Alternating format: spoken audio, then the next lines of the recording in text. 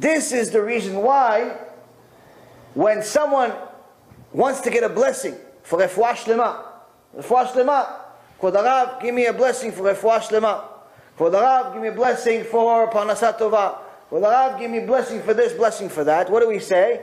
We say Yosef ben his mother's name. David ben his mother's name. Yaron ben Doris. Wait a minute. Why don't you say his father? Anybody ever asked that question? We only say the father a different chance, but not when it's relating to the refuah shlema. Why don't we say the mother?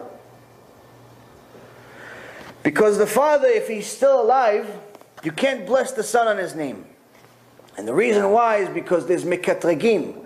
There are prosecutors going against the father in Shamayim saying he made definitely at least 2 sins. One of them is bitul Torah.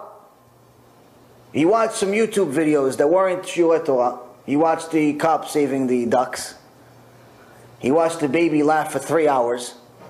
He watched YouTube. He became one of those 1.5 billion, listeners of the YouTube channel. So he has a problem with bitul Torah. Definitely. All of us have bitul Torah.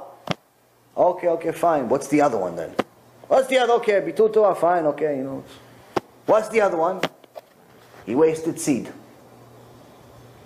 Definitely wasted seed at some point of his life. For that, you can't bless the son on his name. Why? Because you go up to Shammai and say, listen, the blessing came. Wait, who is he? Oh, he's this guy, son of Shimon. Oh, Shimon, the seed waster? Get out of here. Let him die.